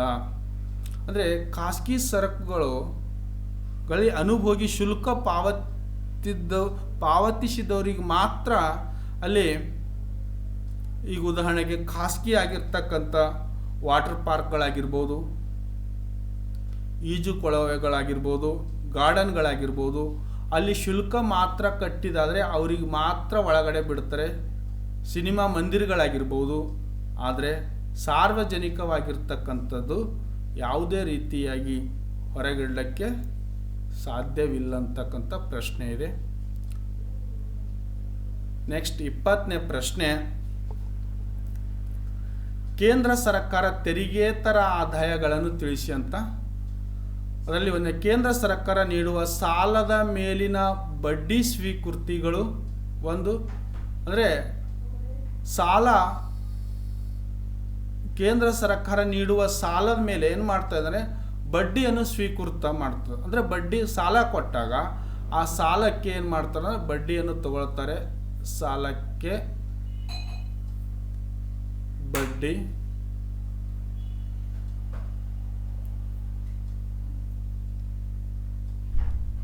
ಇದಕ್ಕೆ ನಾವೇನಂತೆ ಸ್ವೀಕೃತಗಳಂತ ಕರಿತೇವೆ. ಎರಡನೇ, ಸರ್ಕಾರದ ಮೇಲಿನ ಹೂಡಿಕೆ ಲಾಭಾಂಶ ಮತ್ತು ಲಾಭಗಳನ್ನು ಆದಾಯದ ಮೂಲಗಳಾಗಿರ್ತಕ್ಕಂಥದ್ದು. ಸರ್ಕಾರ ನೀಡುವ ಸೇವೆಗಳ ಮೇಲಿನ ಶುಲ್ಕಗಳು, ಸರ್ಕಾರ ಸೇವೆಗಳು ನೀಡುತ್ತೆ ಅದರ ಮೇಲೆ ಶುಲ್ಕಗಳಿರ್ತದೆ. ಈಗ ಉದಾಹರಣೆಗಾಗಿ ಈ ಸ್ಟ್ಯಾಂಪ್ಗಳಾಗಿರ್ಬೋದು, ನೋಟ್ರಿಗಳು, ಇವು ಏನು ಮಾಡ್ತದೆ, ವಕಾಲತ್ತು, ಹೀಗೆ ಕೆಲವೊಂದು ಇಲಾಖೆಗಳಲ್ಲಿ ಸೇವೆ ಮಾಡಿದಾಗ ಅದಕ್ಕೆ ಶುಲ್ಕ ಇರ್ತದೆ. ಗ್ರಾಮ ಪಂಚಾಯತ್ಗಳಲ್ಲಿ ಮನಿ ಮೊಟೇಷನ್ಗಳು, ತಾಲೂಕ್ ಪಂಚಾಯತಿ, ಏನೇ ಪ್ಲಾಟ್, ಇವೆಲ್ಲ ಏನು ಮಾಡ್ತಾರೆ, ಸರ್ಕಾರ ನೀಡುವ ಸೇವೆ, ಆ ಸೇವೆಗೆ ಶುಲ್ಕಗಳಂತ ಕರಿತೇವೆ. ಇದನ್ನು ನಾವು ಆದಾಯದ ಮೂಲಗಳು ಬರ್ತಕ್ಕಂಥದ್ದು. ಅದೇ ರೀತಿಯಾಗಿ ಅಂತಾರಾಷ್ಟ್ರೀಯ ಸಂಸ್ಥೆಗಳಿಂದ ಮತ್ತು ವಿದೇಶಗಳಿಂದ ಸ್ವೀಕರಿಸುವ ನಗದು ಅನುದಾನಗಳು, ಇವು ಕೂಡ ಏನಾಗಿರ್ತವೆ ಅಂತಂದರೆ, ಕೆಲವೊಂದು ವಿದೇಶದವರು ಏನು ಮಾಡ್ತಾರೆ ಅಂತಂದರೆ, ದೇಶದಲ್ಲಿ ಸಂಸ್ಥೆಗಳಿಗೆ ಅಥವಾ ಜನರಿಗೆ ಅನುದಾನಗಳನ್ನು ಕೊಡ್ತದೆ. ಅವುಗಳನ್ನು ಕೂಡ ತೆರಿಗೆತರ ಆದಾಯದ ಮೂಲಗಳಂತ ನಾವು ಕರೀತೇವೆ. ನೆಕ್ಸ್ಟು 21ನೇದು, ಮುಕ್ತ ಆರ್ಥಿಕತೆ ಕೊಂಡಿಗಳನ್ನು ತಿಳಿಸಿ ಅಂತ ಕೇಳಿದ್ದಾರೆ ಪ್ರಶ್ನೆ. ಈ ಮುಕ್ತ ಆರ್ಥಿಕತೆ ಕೊಂಡಿಗಳಲ್ಲಿ ಒಂದನೇದು ಉತ್ಪನ್ನ ಮಾರುಕಟ್ಟೆ ಕೊಂಡಿ, ಅಂದರೆ ಆರ್ಥಿಕತೆಯೊಂದು ಇತರ ರಾಷ್ಟ್ರಗಳೊಂದಿಗೆ ಸರಕು ಮತ್ತು ಸೇವೆಗಳ ವ್ಯಾಪಾರ ನಡೆಸುವುದಕ್ಕೆ ನಾವು ಉತ್ಪನ್ನ ಮಾರುಕಟ್ಟೆ ಕೊಂಡಿ ಅಂತ ಕರಿತೀವಿ. ಇತರ ರಾಷ್ಟ್ರಗಳು ಅಂತಂದರೆ ಭಾರತ ಅಥವಾ ಇಂಡಿಯಾ ಅಂತ ಇಟ್ಕೋರಿ. ಈ ಇಂಡಿಯಾ ಇತರ ರಾಷ್ಟ್ರಗಳು ಅಂತಾರೆ ಬೇರೆ ಬೇರೆ, ಅಮೆರಿಕ, ಫ್ರಾನ್ಸ್, ಚೀನಾ, ಜಪಾನ್, ಇವುಗಳಿಗೆ ಸರಕು ಮತ್ತು ಸೇವೆಗಳನ್ನು ವ್ಯಾಪಾರ ನಡೆಸುವುದಕ್ಕೆ ಉತ್ಪನ್ನ ಮಾರುಕಟ್ಟೆ ಕೊಂಡಿ ಅಂತ ಕರಿತೇವೆ. ನೆಕ್ಸ್ಟ್ ಹಣಕಾಸು ಮಾರುಕಟ್ಟೆ ಕೊಂಡಿ ಅಂತಂದರೆ ಆರ್ಥಿಕತೆಯೊಂದರ ಇತರ ರಾಷ್ಟ್ರಗಳಿಗೆ ಹಣಕಾಸು ಆಸ್ತಿಗಳನ್ನು ಖರೀದಿಸುವುದು. ಅಂದರೆ ಇತರ ರಾಷ್ಟ್ರಗಳಿಂದ ಹಣಕಾಸಿನ ಆಸ್ತಿಗಳನ್ನು ಖರೀದಿ ಮಾಡ್ತಕ್ಕಂಥದಕ್ಕೆ ಹಣಕಾಸಿನ ಮಾರುಕಟ್ಟೆ ಕೊಂಡಿ ಅಂತ ಕರಿತೇವೆ. ಶ್ರಮದ ಮಾರುಕಟ್ಟೆ ಕೊಂಡಿ ಅಂತಂದರೆ ಉದ್ಯಮಿಗಳು ಎಲ್ಲಿ ಉತ್ಪಾದನೆ ಆರಂಭಿಸಬೇಕು ಮತ್ತು ಕಾರ್ಮಿಕರು ಎಲ್ಲಿ ಕಾರ್ಯನಿರ್ವಹಿಸಬೇಕೆಂದು ಆಯ್ಕೆ ಮಾಡಿಕೊಳ್ಳುವುದಕ್ಕೆ ನಾವು ಶ್ರಮದ ಮಾರುಕಟ್ಟೆ ಕೊಂಡಿ ಅಂತ ಕರೀತೇವೆ. ನೆಕ್ಸ್ಟ್ ಪ್ರಶ್ನೆ, ಚಾಲ್ತಿ ಖಾತೆ ಮತ್ತು ಬಂಡವಾಳ ಖಾತೆಗಳ ನಡುವಿನ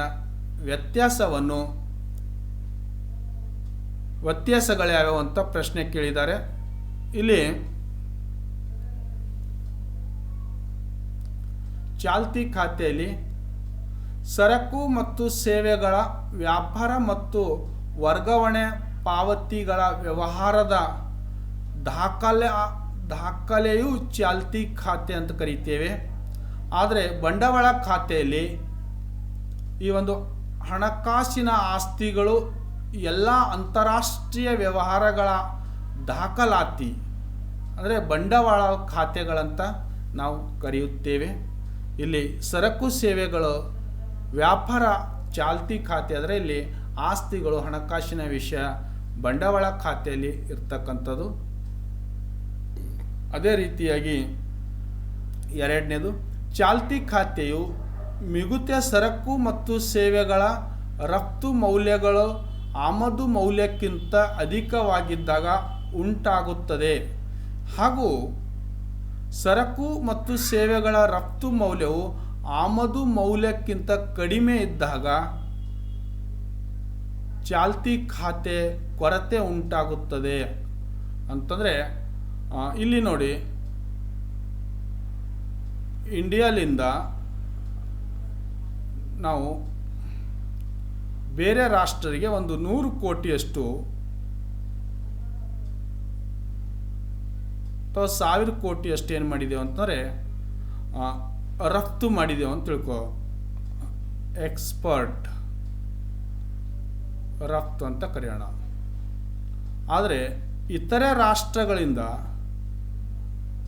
ಆಮದು ಮಾಡಿಕೊಂಡಿದ್ದು 800 ಕೋಟಿ ಅಷ್ಟಿದೆ ಅಂತ ಇಟ್ಕೊಳ್ಳಿ. ಎಕ್ಸ್ಪರ್ಟು 100 ಕೋಟಿ, ಇಂಪೋರ್ಟು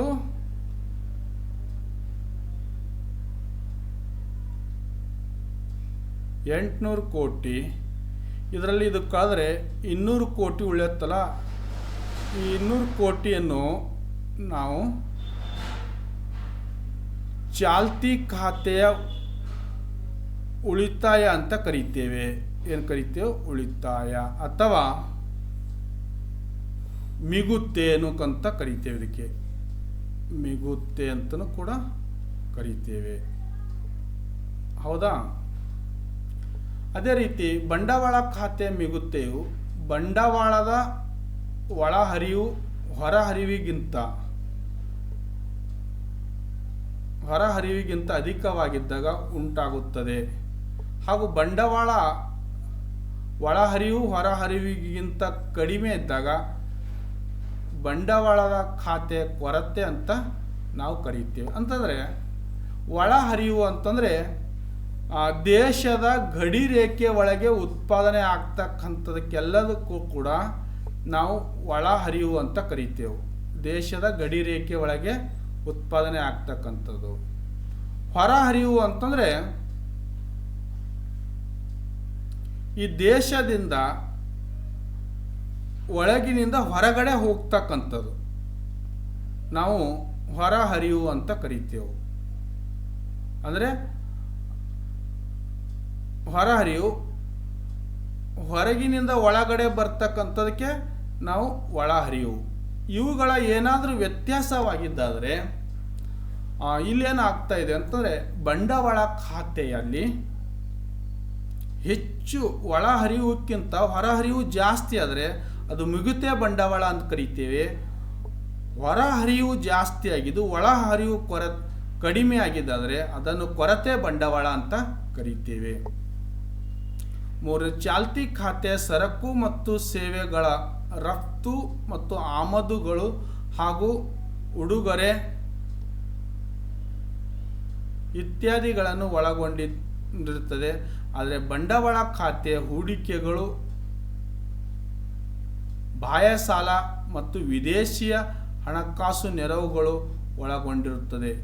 ಇದು ಬಂಡವಾಳ ಖಾತೆ ಮತ್ತು ಚಾಲ್ತಿ ಖಾತೆಯ ನಡುವೆ ಇರತಕ್ಕಂಥ ವ್ಯತ್ಯಾಸವಾಗಿರ್ತಕ್ಕಂಥದ್ದು. ಅದೇ ರೀತಿಯಾಗಿ 23ನೇ ಪ್ರಶ್ನೆ, ಬಂಡವಾಳ ಖಾತೆಯಲ್ಲಿನ ಮಿಗುತೆ ಮತ್ತು ಕೊರತೆ ಯಾವಾಗ ಉಂಟಾಗುತ್ತದೆ ಅಂತ ಪ್ರಶ್ನೆ ಕೇಳಿದ್ದಾರೆ. ಇಲ್ಲಿ ಒಂದು ವರ್ಷದಲ್ಲಿ ಒಂದು ದೇಶದ ಬಂಡವಾಳದ ಹೊರಹರಿಗಿಂತ ಬಂಡವಾಳದ ಒಳಹರಿವು ಅಧಿಕವಾಗಿದ್ದಾಗ ಬಂಡವಾಳ ಖಾತೆಯ ಮಿಗುತೆ ಉಂಟಾಗುತ್ತದೆ. ಅಂದರೆ ಹೊರಹರಿಗಿಂತ ಒಳಹರಿವು ಅಧಿಕ ಆದಾಗ ಏನಾಗ್ತಾ ಇದೆ ಅಂದರೆ ಬಂಡವಾಳ ಖಾತೆ ಮಿಗುತೆ ಅಂತ ನಾವು ಕರಿತೇವೆ. ಅದೇ ರೀತಿಯಾಗಿ ಒಂದು ವರ್ಷದಲ್ಲಿ ಒಂದು ದೇಶದ ಬಂಡವಾಳದ ಹೊರಹರಿವಿಗಿಂತ ಬಂಡವಾಳದ ಒಳಹರಿವು ಕಡಿಮೆ ಆದಾಗ ಆವಾಗ ಬಂಡವಾಳದ ಖಾತೆ ಕೊರತೆ ಉಂಟಾಗುತ್ತದೆ. ಅಂದರೆ ಹೊರಹರಿವಿಗಿಂತ ಬಂಡವಾಳದ ಒಳಹರಿವು ಅಂದರೆ ದೇಶದ ಒಳಗಡೆ ಬರ್ತಕ್ಕಂಥ ಹರಿವು, ವಿದೇಶದಿಂದ ಒಳಗಡೆ ಬರ್ತಕ್ಕಂಥ ಹರಿವು ಕಡಿಮೆ ಆದಾಗ ಆವಾಗ ಬಂಡವಾಳದ ಕೊರತೆ ಉಂಟಾಗುತ್ತದೆ ಅಂತ ನಾವು ಹೇಳ್ಬೋದು. ದೇಶದಿಂದ ಹೊರಗಡೆ ಹೋಗ್ತಕ್ಕಂಥದ್ದು ಹರಿವು ಜಾಸ್ತಿ ಇದ್ದರೆ ಅವಾಗ ಏನಾಗ್ತಾಯಿದೆ ಅಂತಂದರೆ ಈ ಬಂಡವಾಳ ಕೊರತೆಯನ್ನು ನೀಗಿಸುವುದು ಅಥವಾ ಕಡಿಮೆ ಮಾಡಿದಾಗ ಆಗುತ್ತದೆ. ಲಾಸ್ಟ್ 24ನೇ ಪ್ರಶ್ನೆ, ವ್ಯಾಪಾರ ಬಾಕಿಯ ವಿಧಗಳನ್ನು ಬರೆಯಿರಿ ಅಂತ ಪ್ರಶ್ನೆ ಕೇಳಿದ್ದಾರೆ. ಇಲ್ಲಿ ಏದು ಸಮತೋಲನ ವ್ಯಾಪಾರ ಬಾಕಿ ಅಂದರೆ ಒಂದು ವರ್ಷದಲ್ಲಿ ಒಂದು ದೇಶದಿಂದ ರಫ್ತು ಆಗುವ ಸರಕುಗಳ ಮೌಲ್ಯ ಮತ್ತು ಆ ದೇಶ ಆಮದು ಸರಕುಗಳ ಮೌಲ್ಯಕ್ಕೆ ಸಮನಾಗಿರುವುದನ್ನು ನಾವೇನಂತ ಕರಿತೇವೆ ಅಂತಂದರೆ ಸಮತೋಲನ ವ್ಯಾಪಾರ ಬಾಕಿ ಅಂತ ಕರಿತೇವೆ. ಅಂತಂದರೆ ಈಗ ನೋಡಿ, ರಫ್ತು ಎಕ್ಸ್ಪೋರ್ಟ್, ಹೌದಾ, ಒಂದು 1000 ಕೋಟಿ ಇದೆ ಅಂತ ಇಟ್ಕೊಳ್ಳಿ. ಅದೇ ರೀತಿ ಇಂಪೋರ್ಟ್ 1000 ಕೋಟಿ ಇದ್ದರೆ ಅದಕ್ಕೆ ಸಮತೋಲನ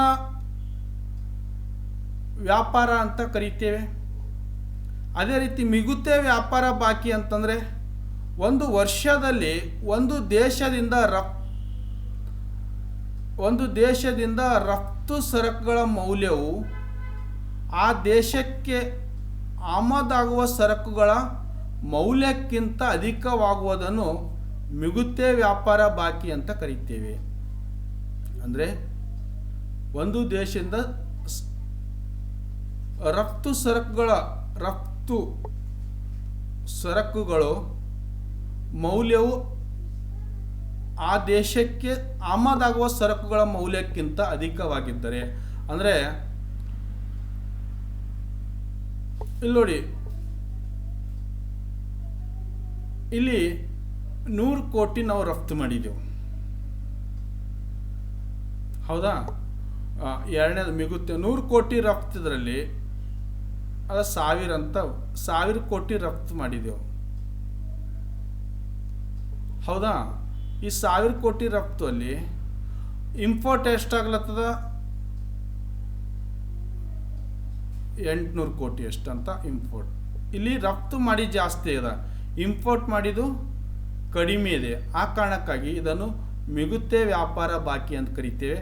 ಕೊರತೆ ವ್ಯಾಪಾರ ಬಾಕಿ ಅಂತಂತಂದರೆ ಒಂದು ವರ್ಷದಲ್ಲಿ ಒಂದು ದೇಶದಿಂದ ರಫ್ತು ಸರಕುಗಳ ಮೌಲ್ಯ ಎಲ್ಲ ಕೂಡ ರಫ್ತು ಅಂತ ಮಾಡ್ಕೊಳ್ರಿ.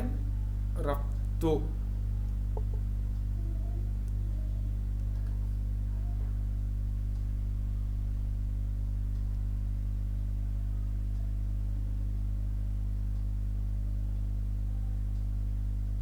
ರಫ್ತು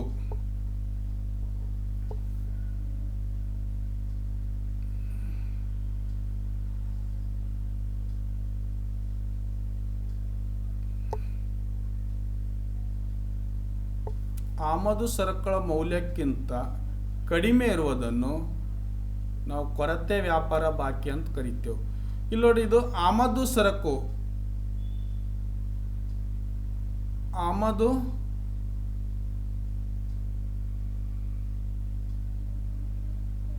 ಆಮದನ್ನೇ 800 ಮಾಡ್ಕೊಡ್ರಿ.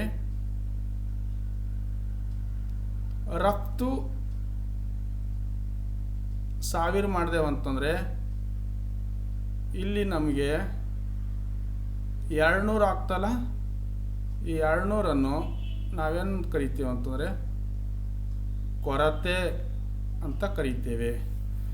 ಇಲ್ಲಿ ನೋಡಿ, ಇದು ಸಮ 100ಕ್ಕೆ 1000ಕ್ಕೆ ಸಮತೋಲನ ಅಂತೇವೆ. ಇಲ್ಲಿ 1000 ಹೆಚ್ಚು ಮಾಡಿ ಅಂತಂದರೆ ನಾವು ಆಮದು ರಫ್ತು ಜಾಸ್ತಿ ಮಾಡಿ ಆಮದು ಕಡಿಮೆ ಮಾಡ್ಕೊಂಡೆವು ಅಂತಂದರೆ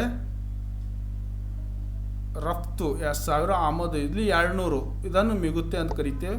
ಇಲ್ಲಿ ಕೊರತೆ ಎಷ್ಟು 800ಅನ್ನೇ ಆಮದು ಮಾಡ್ಕೊಳತ್ತೇವೆ, ಆದರೆ ರಫ್ತು 1000 ಮಾಡತ್ತೇವೆ. ಇಲ್ಲೇ ಉಳಿತಾಯ ಎಷ್ಟಾಗ್ಲತ್ತದ 200. ಇದನ್ನು ವ್ಯಾಪಾರ ಬಾಕಿಯ ವಿಧಗಳಂತೂ ಕರಿತೇವೆ. ಅದೇ ರೀತಿಯಾಗಿ 25ನೇ ಪ್ರಶ್ನೆ ಆಗಿರ್ತಕ್ಕಂಥದ್ದು, ಜನರು ವಿದೇಶಿಯ ವಿನಿಮಯ ಏಕೆ ಬೇಡುತ್ತಾರೆ ಅಂತ ಪ್ರಶ್ನೆ, ಭಾಳ ಇಂಪಾರ್ಟೆಂಟ್ ಆಗಿರ್ತಕ್ಕಂಥ ಪ್ರಶ್ನೆ ಇರ್ತಕ್ಕಂಥದ್ದು ಇದು. ಇಲ್ಲಿ ಒಂದು ದೇಶದ ಜನರು ವಿದೇಶಗಳಿಂದ ಸರಕುಗಳು ಮತ್ತು ಸೇವೆಗಳನ್ನು ಖರೀದಿಸಲು ಒಂದು ವಿದೇಶಿಯ ವಿನಿಮಯ ಮಾಡ್ತಾರೆ. ಅಂದರೆ ನಮ್ಮ ದೇಶದಲ್ಲಿರ್ತಕ್ಕಂಥ ಸರಕು ಮತ್ತು ಸೇವೆಗಳು ವಿದೇಶಿಯ ಸರಕುಗಳು ನಮಗಿಂತ ಅತ್ಯುತ್ತಮವಾಗಿರಬಹುದು ಅಂತ ಆ ಒಂದು ವಿಚಾರದಿಂದ ಸರಕುಗಳನ್ನು ಖರೀದಿ ಮಾಡ್ತಾರೆ.